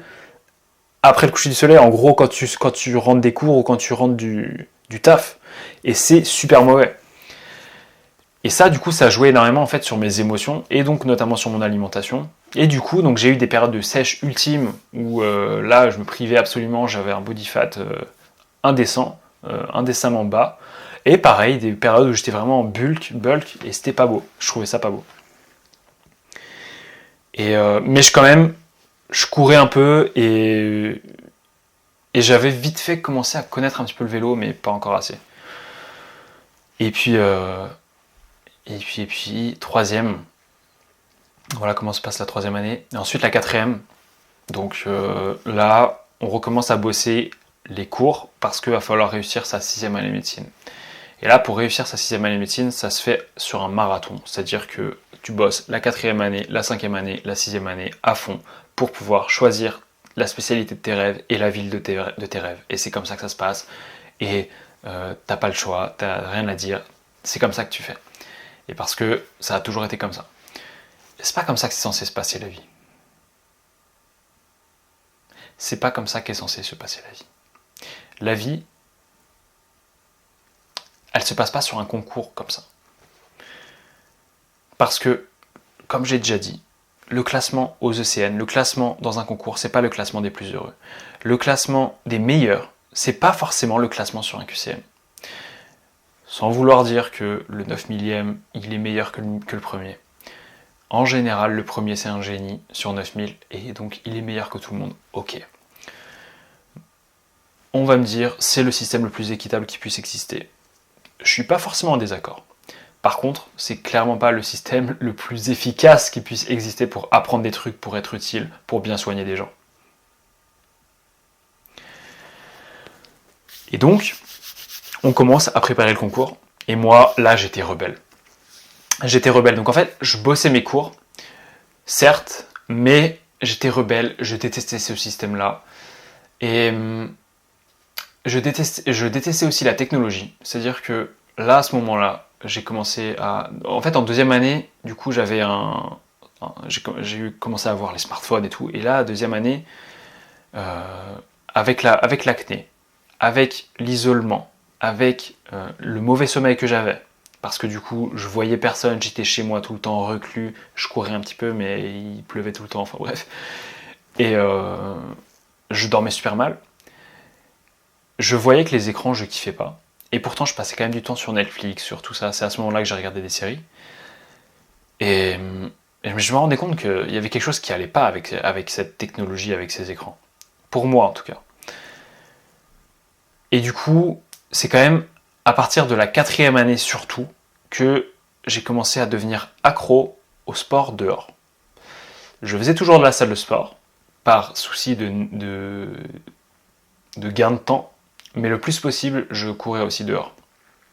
Il y a eu un moment où j'ai eu un vrai déclic, et je pense en fait c'est ça, c'était en 4e année, où j'étais à la salle de sport, et où j'hésitais vraiment, parce que des fois t'es dans des carrefours comme ça, et j'hésitais entre, Loïs, est-ce que tu veux être musclé, ou est-ce que tu veux être une bête en trail? Parce que j'adorais courir dans la nature. Et là, je me revois très clairement à la salle de sport, en train de me dire, Loïs, tu veux être une bête en trail. Tu veux pas être musclé. Tu veux être une bête en trail. C'est ce que t'aimes. T'aimes courir dans la nature, parce que là, à ce moment-là, j'avais vu à quel point j'étais bien, j'étais différent. Je me sentais trop bien, mais vraiment sur le plan même du 6e sens, quand je courais dans la nature. 0 écouteur, rien. Et voilà, je me levais à 4h du matin, 5h du matin, pour aller voir des levées de soleil. Et c'était magistral. Et je me disais, mais waouh, mais c'est à côté de chez nous en fait tout ça. C'est à portée de main. Et du coup, pendant mes vacances, pareil, je me levais à 5h du mat, pendant que toute la famille, elle dormait, et j'allais voir un lever du soleil, et que ce soit en Corse, que ce soit en Thaïlande, que ce soit au Japon. Bon, au Japon, je fais pas mal de salles de sport. Que ce soit au Canada, avec mes potes. C'était ça qui me rendait heureux, accompli, c'est d'être dehors et de tout donner dehors. Voilà, de tout donner dehors. Et donc j'ai fait le trail comme ça. J'ai commencé à m'entraîner très sérieusement en trail à partir de la 4e année. Et là, mais les résultats sont arrivés. Très vite, j'ai commencé à passer d'un niveau moyen et que personne, en fait, en gros, personne te calcule en termes de résultats de trail, à je faisais les podiums, je faisais 9e sur 250 par exemple. Ça, c'est le résultat que j'ai kiffé parce que c'était à Serre-Chevalier sur un plus de 50 km avec plus de 4000 de dénivelé. Et j'y suis allé sans bâton, tout le monde avait des bâtons, je voyais les mecs, en fait c'est pour ça que je veux dire ça, parce que sur les 250, il n'y en avait pas un qui était à jeter, tu vois. C'était sur les 250, ils avaient tous des mollets ultra musclés, et j'ai fait 9e à cette course-là. J'ai fait d'autres où j'avais fait des podiums. En fait, je me rendais juste compte que si tu t'entraînes beaucoup, tu gagnes. Si tu t'entraînes bien, tu gagnes. J'ai jamais fait premier, régulièrement 2e. Jamais premier, et tout simplement j'avais pas le niveau. Voilà, j'avais pas l'entraînement, j'avais pas le niveau. Je suis pas en train de faire cette vidéo pour vous dire j'étais un pro du trail. Par contre, c'est un truc dont j'ai parlé avec Damien. Il y a eu une course. En fait, en gros, imaginez que 4e, 5e année, je m'entraîne à fond. Et ensuite aussi, je découvre le vélo. Grâce à justement Marc-Antoine. Et février, et là, c'est le karma, le destin, dites ça comme vous voulez. Avec Damien, j'avais parlé d'un pote de l'époque, de 3e année de médecine, qui lui n'était pas en médecine, qui idéalisait les médecins. Et une fois, je lui avais dit, mec, je vais faire une chaîne YouTube. J'étais en 3e année, hein, donc c'était en 2016. Et puis il m'avait dit, non mec, t'es en médecine, vas-y, reste en médecine, fais pas une chaîne YouTube. Et je lui avais dit, ouais, t'as raison, c'est vrai, j'ai fumé un pétard. Et donc, j'oublie cette idée-là. Et puis, ce gars-là, on l'aide pour son déménagement quand j'étais en 6e année. 6e année en février, le 15 février 2019, juste avant, ça vous connaissez l'histoire pour certains, pour la plupart, parce que je l'ai déjà raconté, je l'ai déjà expliqué. Et je suis reconnaissant de cette épreuve. 3-4 mois avant le concours le plus important de ma vie, donc, pour choisir sa spécialité et sa ville. Et c'est important de choisir sa spécialité. Ça définit ta vie pendant les 40-50 prochaines années. Eh bien, en fait, le 15 février, je sors d'un stage en anatomopathologie, donc c'est-à-dire c'est mon dernier jour en anatomopathologie. J'avais eu 20 sur 20 ce stage, et j'avais bien aimé. J'avais aimé ce stage, donc je m'étais dit, ouais, anapath, c'est bien, pathologie, c'est cool. Et on aide ce pote-là, dont je viens de vous parler, à faire un déménagement, donc dans Lyon, et puis on mange un tacos le soir, c'était un vendredi soir, et puis à 22h on traverse une route à Place Bellecour, avec une zone genre limitée à 20 à l'heure, et en fait il y a une voiture qui fonce sur nous, une voiture qui fonce, mais quand je dis qu'elle fonce, en fait elle fonçait tellement, et elle a tellement fait zéro coup de frein, enfin à zéro moment, elle a lâché la pédale de l'accélérateur, que tu dis que c'est un attentat. Et donc je me suis dit que j'ai vraiment pensé que c'était un attentat, et notamment au moment où, quand moi je tourne à droite, eh bien elle tourne à droite. Et quand je tourne à gauche, elle tourne à gauche. Et du coup, au dernier moment, je suis face à elle, face à ses phares, et je sais qu'elle va me shooter. Moi j'avais la doudoune justement de mon pote qu'on aidait. Je parle de mon pote pour vous dire que aussi, il y a des potes, on pense que c'est des potes alors que c'est pas des potes. Mais c'est pas qu'ils le veulent pas ou qu'ils sont mauvais, malsains ou je sais pas quoi. C'est juste que ils ont pas votre propre intérêt dans leur cœur autant que vos vrais amis. Ils veulent pas tant que ça que vous réussissiez. Ils veulent pas tant que ça que vous preniez les bonnes décisions. Ils veulent pas tant que ça que vous leur fassiez de l'ombre. Peu importe les raisons. Mais, ou alors juste parce que ça va les confronter à leur propre médiocrité. Je dis pas que mon ancien pote était médiocre. Je dis juste qu'il y a des gens, ils veulent pas que vous progressiez. Ils veulent pas que... Ou alors ils vous idéalisent dans une situation, et donc ils vous répondent uniquement en fonction de ce qu'ils connaissent de cette situation, alors que personne d'autre ne connaît mieux cette situation que vous-même. Personne d'autre ne connaît mieux votre ressenti, vos envies d'être tennisman professionnel par exemple, votre motivation de le faire, que vous-même. Le seul pont qui va permettre de débloquer la situation, de passer de 0 à 1, de 0 à tennisman professionnel, de 0 à youtubeur, de 0 à médecin, de 0 à ce que vous voulez, c'est le travail. C'est le travail. Acharné. Sérieusement, c'est des sacrifices. Et ça, c'est la règle des champions et des championnes. Et en disant ça, je ne m'érige pas forcément en champion ou en championne, je dis juste une vérité, un fait qui ne changera pas. Et il y a des potes qui ne sont pas d'accord avec ça. Et qui ne pensent pas que tout est possible. Et donc, ils vont vous cantonner dans l'identité qu'ils ont forgée de vous. Et derrière, du coup, j'ai faim, peut-être. Et derrière, ils vont créer cette image de vous qui va vous retenir en arrière, en fait. Qui va vous retenir. Et peut-être que c'est pas forcément des mauvaises personnes. Même si, moi, il y a certaines chose par la suite que cette personne m'a dites que je peux vous dire que clairement je l'ai jugé comme étant une personne que je ne veux plus voir du tout dans ma vie, parce que perte de temps pour moi.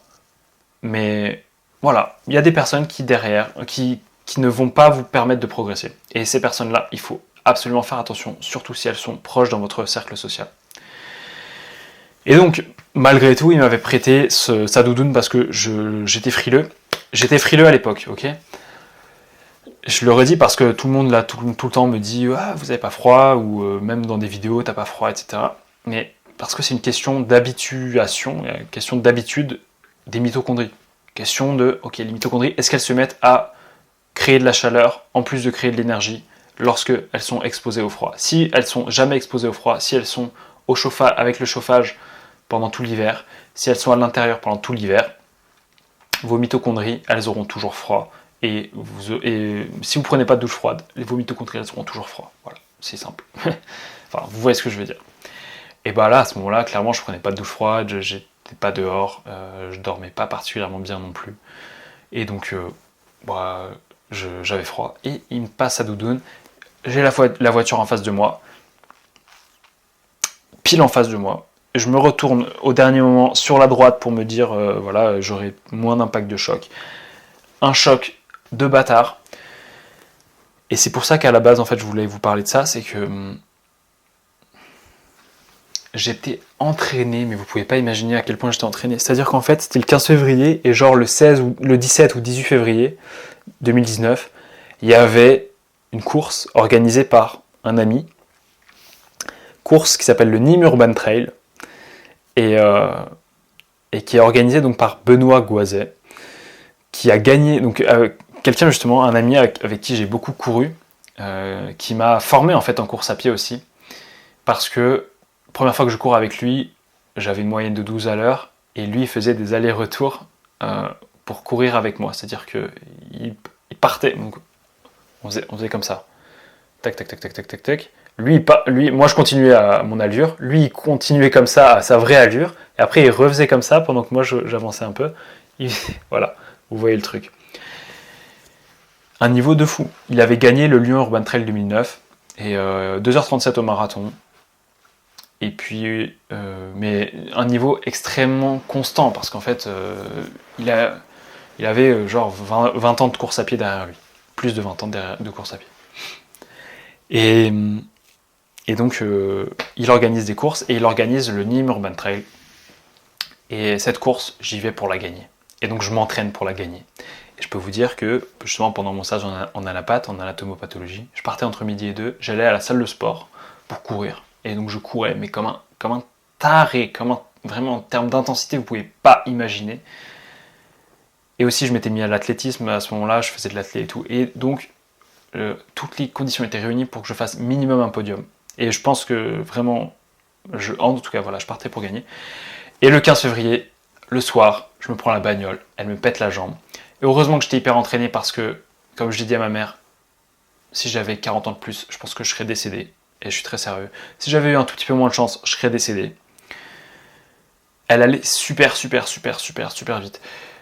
Et d'ailleurs, j'avais lu après coup dans le code de la route que quand il y a un accident à 50 km/h, voiture, piéton, il y a 20% de chance de survie pour les piétons. Et moi, elle allait à plus de 50 km/h. Et il y avait une caméra d'ailleurs. Donc c'était à la place Bellecour.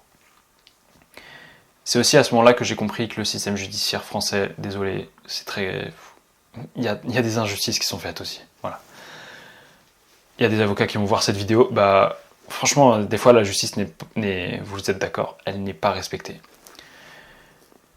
Et du coup, je me prends cette bagnole. Je sors de la route parce que je me dis, j'ai l'instinct comme quoi il y a une deuxième voiture qui vient pour finir le travail parce que je pensais que c'est un attentat. Donc dans mes souvenirs, j'étais en train de courir jusqu'au trottoir. En vrai, je boite comme un ouf. Et puis après, ce moment-là, il y a ce moment-là qui traumatise un peu aussi. Ce moment où tu te dis, ok, j'ai mal, mais je sais pas exactement où est-ce que j'ai mal en fait, encore. C'est-à-dire que j'ai tellement d'adrénaline que je sais pas si je suis paralysé, si je suis tétraplégique actuellement. Et du coup, t'as un patient qui arrive, et c'est un infirmier, et puis il te touche un peu partout, toutes les racines sacrées et tout, enfin, sur la colonne vertébrale, bref, il te touche pour te demander si tu sens bien, pour être sûr que t'es pas tétraplégique. Ou paraplégique, ou bref. Et ce moment-là, j'oublierai jamais. Et je pourrais d'ailleurs passer 1 heure sur rien que cet événement-là. J'ai plein de trucs à raconter sur tout ce que j'ai appris à ce moment-là. Les pompiers qui, avec grand respect pour les pompiers, mais les pompiers qui, en fait, sont déçus que je leur dise que j'ai que 7 sur 10 en douleur. Parce qu'en fait, j'avais l'habitude de voir les patients qui te disent qu'ils sont 10 sur 10 en douleur, alors qu'ils sont en train de te parler normal. Et moi, du coup, je me disais, bon écoute, 10 sur 10, c'est si t'es en train d'être brûlé vif. Je pense que je suis pas à 10 sur 10 de douleur. Mais j'avais super mal, j'avais super mal. Et donc j'avais mal de la hanche jusqu'au doigt de pied. Et c'est ce que je leur ai dit d'ailleurs à l'hôpital. À l'hôpital, vu que tu dis que tu as 7 sur 10 de douleur, et qu'ils n'ont pas vu l'impact, la cinétique du choc, parce que ensuite, derrière, j'avais même une pizza sur la jambe, et la pizza, elle vient d'où? Donc c'est quoi une pizza? Ceux qui font du vélo savent, c'est quand tu tombes et que tu frottes sur du béton, et que malgré ton jean, du coup, t'as une brûlure. Et bien moi, j'ai eu cette brûlure-là, parce que la voiture, elle arrive comme ça, elle me shoot, et moi j'ai fait comme ça, et j'ai ricoché sur le béton. Et donc j'avais une pizza sur la hanche. Et du coup, comme ils ont tout pris à la légère à l'hôpital, aux urgences, comme vous, je suis sûr, vous devez avoir pas mal d'exemples comme ça, de mauvaise gestion aux urgences. Eh bien, ils ont mis super longtemps à me donner rien qu'un antalgique, alors que je souffrais sa mère. Et ils me font une radio, et ils me disent, vous avez mal où? Je leur dis, j'ai mal de là à là, jusqu'au doigt de pied. Et ils me font des radios juste du bassin. Alors que moi, je m'attendais à ce qu'ils me fassent scanner, etc. quand même, parce que le choc était mortel. J'ai eu une chance incroyable. Et puis, ils me font pas la radio en dessous du genou. Et là, alors là, je gueule. Là, je leur dis que je suis en médecine. Parce qu'à ce moment-là, en fait, moi, je me dis, t'es pas censé dire que... Enfin, t'es pas censé avoir de passe-droit. Donc, c'est pas parce que t'es président de la République que tu dois être mieux soigné que les autres. Or, c'est ce qui se passe en vrai. Voilà le monde dans lequel on vit. Voilà le monde dans lequel on vit et dont je me suis rendu compte, en fait, sur des événements comme ça. Et du coup, là, je gueule. Je leur dis qu'en plus, que du coup, je suis en 6e année de médecine, que je vais passer en 7e année, et qu'ils ont intérêt à me faire une radio de la fibula et du tibia. Et du pied. Et ils me font une radio, et effectivement, le fibula cassé. Mais juste pour la petite histoire, là, on parle que de ce qui est cassé ou pas par rapport à la radio. J'avais des os et des muscles. Vous pouvez pas imaginer la force de mes jambes à ce moment-là, tellement je m'entraînais en fait. Et je pense que si je me l'étais prise aujourd'hui, j'aurais toute la jambe cassée. Et d'ailleurs, sur le fémur, et en fait sur tout ce qui est la partie haute de la jambe, en gros la cuisse quoi, et le bassin, j'avais un œdème de malade encore des mois après, en juin, quand j'ai fait une IRM en juin, juste avant mes examens classes nationaux. Et donc ma grosse frustration, ça a été que, en fait, j'ai passé du coup des semaines en béquille, des semaines à essayer d'avoir gain de cause sur le plan judiciaire. Alors ça a été le cas, mais tellement dérisoire. Et au lieu de travailler mon concours, au lieu de travailler le concours le plus important de ma vie. Et donc ça, c'était une perte de chance incroyable, un coup d'opportunité que je pensais incroyable. Mine de rien, j'ai quand même eu la spécialité que je voulais finalement. D'ailleurs, bon allez, je vous raconte aussi ça, c'est que, mais comme je l'ai déjà raconté, donc je vais faire très court, mais en gros, après j'ai eu des attaques de panique déclenchées à cause d'un médicament, déclenchées à cause d'un ISRS, un antidépresseur que je voulais pas prendre. J'étais même pas déprimé, j'étais juste ultra en colère. Je suis plutôt du genre en gros à être en colère, frustré que déprimé en général. Voilà. Et j'étais ultra en colère, ultra en douleur, et je faisais des allers-retours à Fourvière d'ailleurs pour faire du sport quand même. Et ça faisait les épaules, et j'étais en béquille, donc je faisais vraiment allers-retours, tac. Fourvière, vous savez, ça monte, comme Montmartre ou le truc comme ça. Et puis, et mon médecin généraliste, il me prescrit donc des antidépresseurs. Je les prends pas, mais antidépresseurs, il me dit, c'est pour vous calmer, en gros, c'est pour gérer votre frustration. Et c'était quand même un bon médecin. Et puis en fait, je les prends pas. Et puis la deuxième fois où je retourne le voir, et là il me dit, oh quoi, vous l'avez pas pris, enfin tu l'as pas pris et tout. Et du coup je le prends, je prends un comprimé, alors que sur l'ordonnance, mais je l'avais pas lu. Enfin voilà. En fait en rentrant je dis ok vas-y, je vais lui faire plaisir, je vais prendre un comprimé. Paf, je prends un comprimé. Et en fait c'était marqué prendre un demi-comprimé. Donc ça c'est pour sa défense. Et là, 1 heure après, attaque de panique de fou, j'ai l'impression de mourir. Et ensuite, plein d'attaques de panique par la suite, rien qu'au fait de penser que tu peux avoir une attaque de panique, une crise d'angoisse. Hardcore, pire moment, presque pire moment de ma vie, quoi. Pire moment que la douleur dans la jambe. C'est quand tu penses que tu deviens fou, quand tu penses que tu vas mourir, alors que tes camarades, ils sont en train de bosser leur concours, c'est des bêtes de concours qui ont réussi la première année, et il y a 9000 étudiants qui sont en train de prendre ta place. Putain. Ce truc-là a été dur. Et d'ailleurs, juste pour vous dire, à ce moment-là, enfin en décembre, donc avant ça, j'étais hyper entraîné pour la course à pied, et en même temps j'avais trouvé le juste milieu parce que je faisais aussi beaucoup de vélo d'ailleurs, et je faisais des super résultats en médecine en fait, enfin super. En gros j'étais dans les 5%, des fois 10%, 10 premiers pourcents au concours blanc. Et d'un coup, bah voilà, je suis passé au concours blanc national, j'ai fait genre 4 millièmes, plus de 4 millièmes, 4400e sur 9000. Et au concours final, j'ai fait genre 3940 deuxième. 44e, pardon, 3944e. Et l'un de mes meilleurs potes qui a fait 3941e, 3 places juste avant. Donc on en a souri. Un pote avec qui je faisais beaucoup de courses à pied et puis avec qui on fait... Enfin voilà, il est devenu alpiniste. Vraiment, il est vraiment devenu alpiniste. Donc, je vous raconte ça sur ma vie, pas pour raconter ma life, mais pour dire qu'en fait il y a des épreuves qui m'ont forgé. Vous, il y a des épreuves qui vous ont forgé. Et je suis content que cette voiture, elle me soit foncée dessus. Putain de bordel de merde. Je suis un sale sadomasochiste, mais c'est la vérité. Si elle m'avait pas foncé dessus, j'aurais toujours l'esprit encore très formaté. Et je me serais rendu compte plus tard du monde dans lequel on vit. Et il y a eu d'autres trucs dont je me suis rendu compte après tout ça d'ailleurs. Notamment après que je quitte la médecine. Après que je quitte la médecine, j'ai eu... En fait, là je commence vraiment à avoir la dalle. Mais il faut que je vous raconte 3 rencontres hyper importantes. 3 trahisons. C'est vrai, 3 trahisons.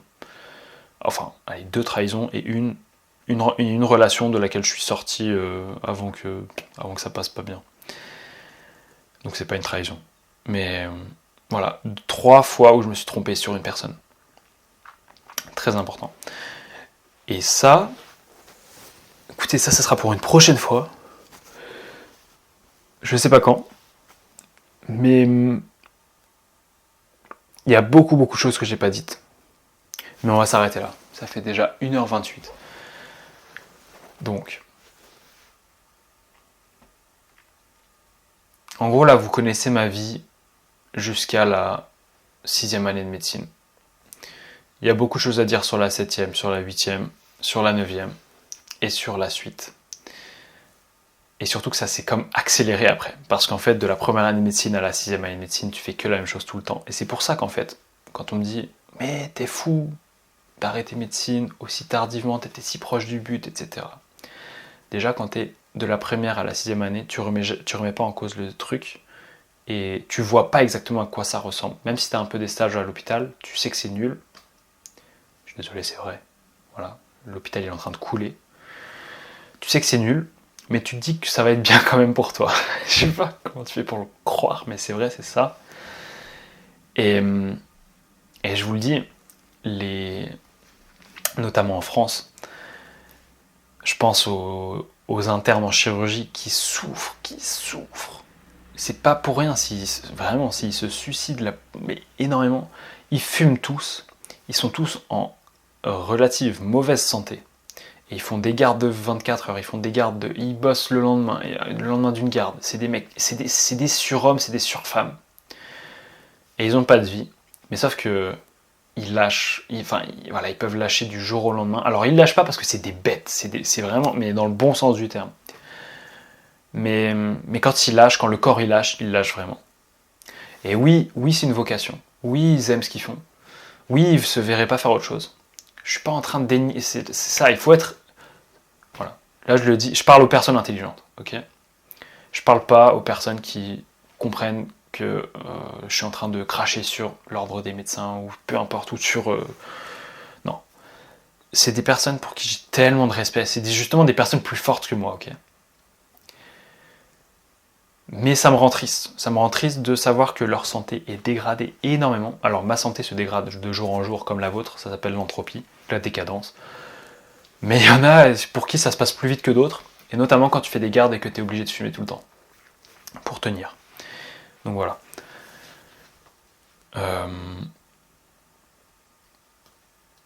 On va s'arrêter là-dessus. J'ai même pas parlé de lumière, pas vraiment. J'ai même pas parlé donc des 3 grandes rencontres qui m'ont appris énormément. Vraiment, je sais, genre, quand je raconte des trucs comme ça, c'est certes, sur une journée, sur 2 journées, sur 10 jours, tu peux te sentir un peu comme une victime, mais tant que tu restes pas au fond du trou, et même d'ailleurs, à ce moment-là, j'avais la résilience de ne pas être au fond du trou, c'est-à-dire qu'à chaque fois, je me disais, ok, je me suis juste trompé, j'ai fait une grosse erreur, ok, elle coûte beaucoup en énergie, en temps, en argent, mais j'ai appris des trucs. Et des fois, j'ai appris et surtout j'ai rencontré d'autres personnes que je n'aurais jamais rencontrées ou des choses que je n'aurais jamais apprises ou beaucoup plus tardivement si j'avais pas fait ces erreurs-là de faire confiance à telle ou telle personne. Exemple, une personne qui te fait perdre, qui me fait perdre, moi ça a été le cas, une personne qui m'a fait perdre plus de 70 000 euros. Parce qu'en cumulé, c'est largement ça. Mais en fait, si on prend en compte le coût d'opportunité de toute l'énergie, de tout le temps que j'ai pris, c'est plus que 70 000 euros, mais bref. Et pourtant, qui m'a fait gagner 15 ans dans ma vie. Et je pense que ça arrive à tout le monde. Des leçons si durement apprises et qui vous font gagner un temps incroyable. Qui vous permettent de mieux juger les gens. Qui vous permettent de mieux prendre des décisions et de travailler pour vous et pour les autres. Mais enfin, quand je dis pour les autres, c'est pour les personnes que vous choisissez d'aider.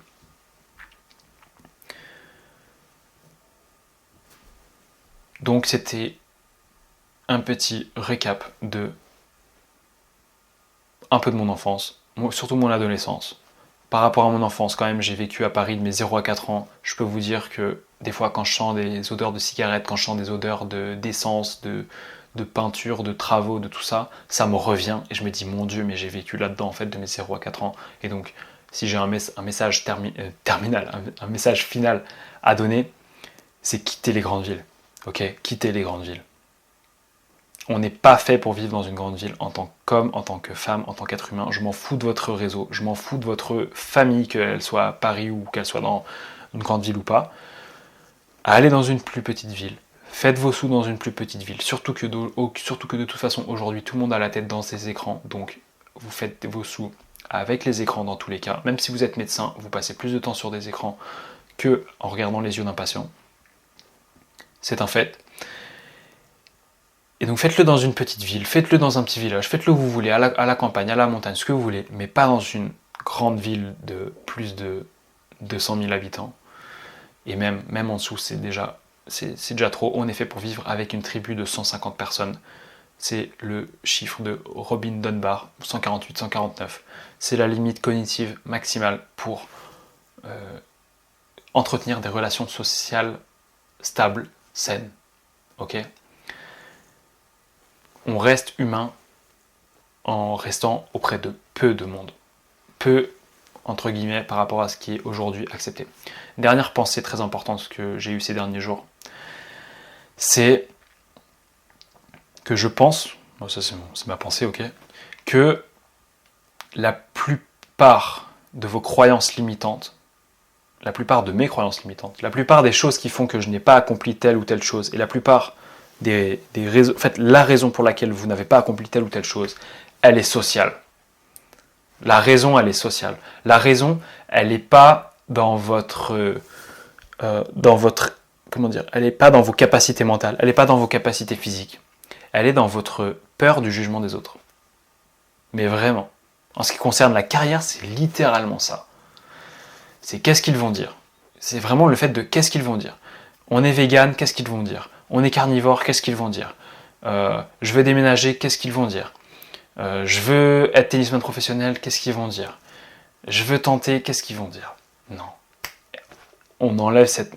À partir du... Et c'est pour ça que je dis ça, c'est qu'à partir du moment où on s'en fout de ce que pensent les gens, sans dire que je m'en fous à 100% de ce que pensent les gens autour de moi, mais quand je prends une décision qui concerne vraiment ma vie et ma future famille, et donc vous qui concerne votre vie et votre future famille ou votre famille, il faut que ce soit le produit de votre propre conclusion. Ça ne veut pas dire être avec des œillères H24, ça veut juste dire d'écouter les autres, mais de ne pas forcément suivre leurs conseils.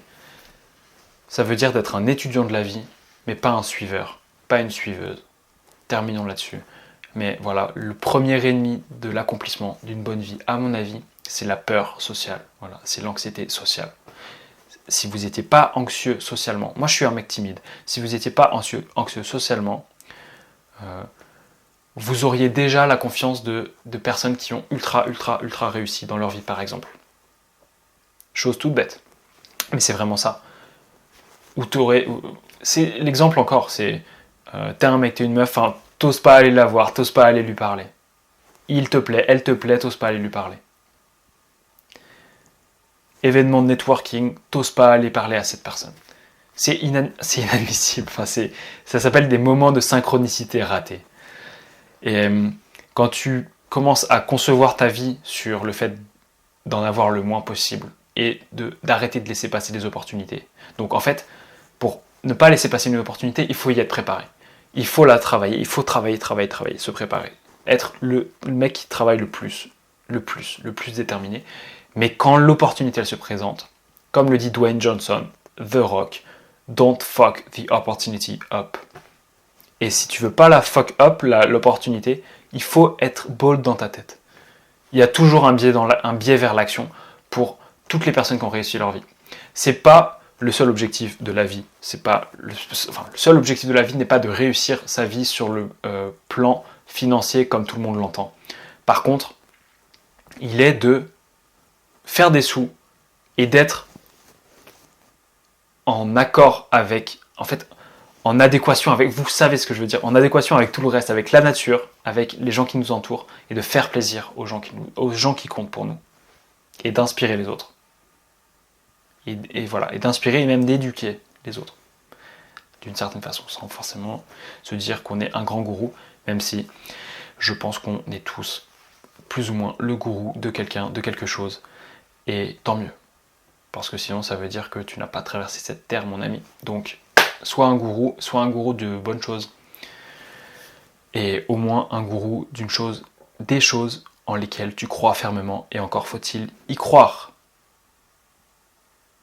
Or, si tu écoutes 99% des conseils, des avis des gens que tu vas voir dans la rue ou surtout maintenant sur les réseaux sociaux, si tu les écoutes, tu ne crois en plus rien. Tu ne crois plus que en BFM TV, que en ce que Mark Zuckerberg veut te dire à travers Facebook. Donc choisis tes sources.